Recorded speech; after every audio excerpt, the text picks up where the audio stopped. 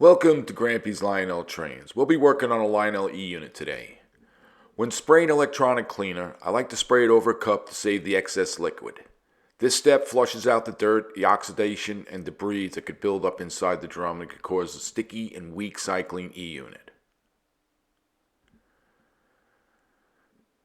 Flipping the unit over and spraying the backside, you can see the contact fingers and where the wires get connected. This is a very critical area to look for corrosion, oxidation, or loose wires. Using the pole on the E unit to lock the drum in place, a Q-tip soaked in contact cleaner is used to rub the drum surface to remove any oxidation. Any oxidation on the drum will cause the fingers to stick. As you can see, this drum is very clean, but in most cases these drums are heavily oxidized. When this happens, you don't get a good electrical contact, and that's the major cause of a sticky, poorly cycling E unit. With a very wet Q-tip, sloshing contact cleaner over the drum and spinning the drum. This helps clean the fingers and remove any dirt and debris that can cause the E unit to stick. It's always good to check your wire connections. A wire could look fine, but just by wiggling it, it can break off, and that alone can be the root cause of your problem. If you have a broken wire like this, or if you just want to check your contact fingers for wear, using a breaker bar or a pair of needle nose pliers spreads the E unit apart. Here's the pin that locks the sides together. Once the sides are free, you can remove the single contact. As you can see, the fingers on this unit aren't too bad. Then you can remove the drum and get full access for cleaning or inspecting.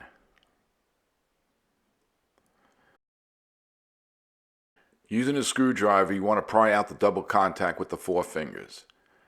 As you can see, the tips on this one are worn down and they definitely need to be replaced. Worn fingers like this can cause sticking, poor contact, or even an E unit that won't cycle properly. So replacing this is going to be very important before putting it back together. To remove the shield on the single contact with the two fingers, you just want to take a screwdriver and bend the tabs over. Then take a screwdriver in the back and just pop off the shield. Comparing a new single contact with the old one. The old fingers aren't in too bad of a shape and they definitely could be reused, but since the E unit is apart, it's better to replace them now to avoid future problems. Comparing the new double contact with the four fingers to the old one. Looking at the old contact, you can see the tips are worn down, flattened, and slightly pitted. Worn tips like this can cause sticking or weak cycling in the E unit. What this means is your engine will fail to go into forward, reverse, and neutral properly. The new contact has crisp, clean tips and ensures smooth, consistent operation. Being that the E unit is apart, replacing worn contacts now prevents poor connections and avoids future sticking issues. I like pulling the plunger out to make sure there's no oxidation that could cause it to stick. Any buildup here can prevent the smooth movement and cause the E unit to fail to cycle properly. So it's important to check this whenever the unit is apart. Using a 600 grit abrasive buffing wheel, I clean the outside of the E unit. I concentrate especially on the area where it mounts to the frame to make sure there's a solid electrical ground, which is critical for consistent operation. Polishing the exterior also improves appearance, keeping the unit looking clean and well maintained. I'm also polishing the inside surfaces where the plunger slides, removing any oxidation, buildup, or any tiny burrs that could cause sticking or inconsistent movement. Keeping both exterior and interior of the plunger path polished and ensures the E unit operates smoothly and reliable every time it cycles.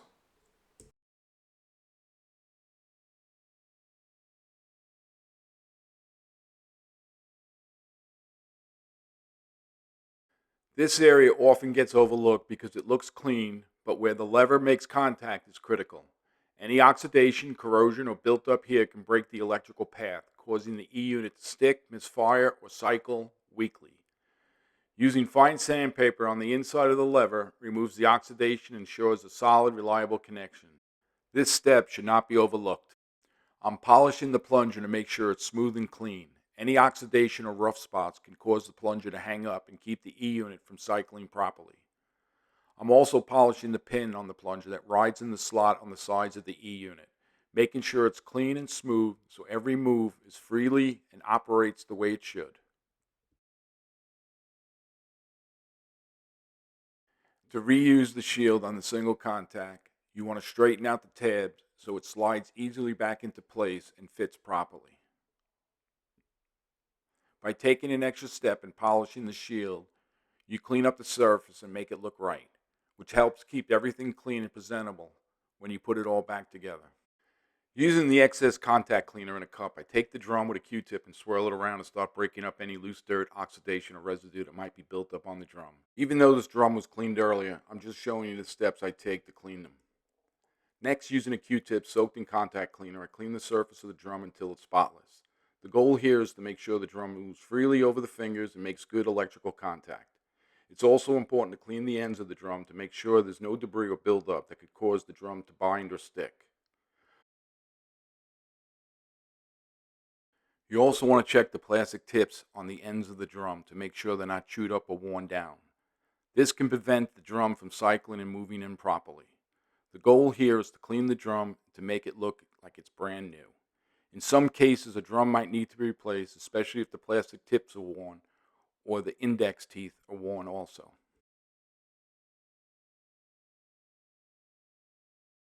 To finish it off with a 600 grit buffing wheel at a very low speed, I lightly buff the drum to remove any remaining residue and to leave a smooth surface for the fingers to ride on. To finish up the cleaning, using a Q-tip, I slide it inside the solenoid bore to remove any residue to ensure the plunger moves smooth and free. Measuring the new wire for a single and double contact. Using the old wire as a guide is a good starting point, and you can always leave it long and trim the excess later. I was using stranded wire before, but I've run into some problems with it. So now I'm sticking to solid core wire, just like it came from the factory. Solid core is more reliable for these contacts. Once measured, I strip off the ends and get them ready to solder into the double and single contact. Sliding in the hole and bent it over to show the proper length. You don't want the wire too long, just enough to reach the copper plate. Leaving it the right length ensures a clean solder joint and avoids any excess wire getting in the way. This is what it should look like when it's ready to be soldered. For an example, the blue wire in the middle of the double contact with the two fingers can be bent over and soldered, but it's better to cut the wires to the correct length. Keeping the wires at the right length ensures a neat connection and prevents excess wire from getting in the way. At the end, I show you a double contact with all the wires, and this way you're ready to see what it looks like right before you're ready to solder. Soldering the first wire with the yellow wire as the single contact, making sure the connection is solid and fully seated on the copper plate.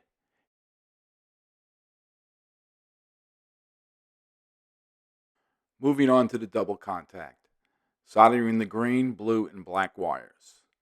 The key here is to have clean joints, no excess solder, and to make sure each wire is fully connected to the fingers for reliable operation.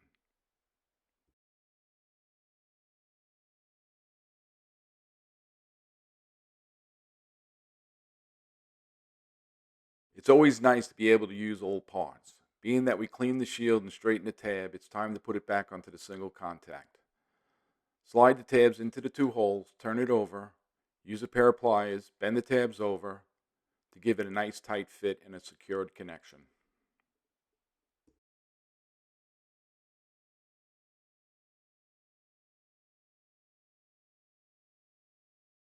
Using a pair of pliers, you want to spread the E unit apart and slide the plunger back in.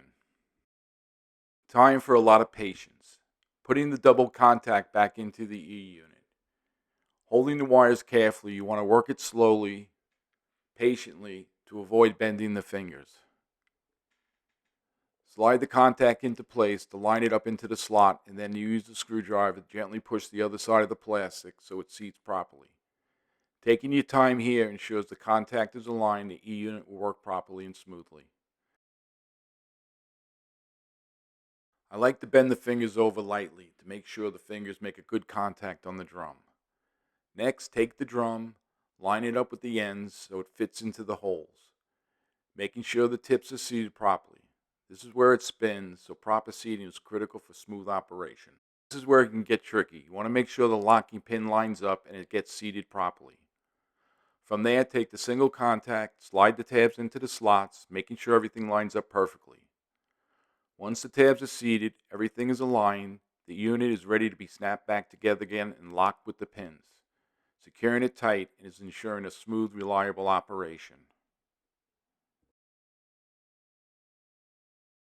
Now that it's locked, you can pull the jig for the drum.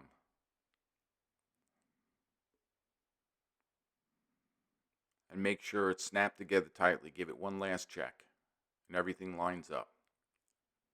Thumbs up it is. This is what it should look like after everything has been completed. It should make you happy how clean it looks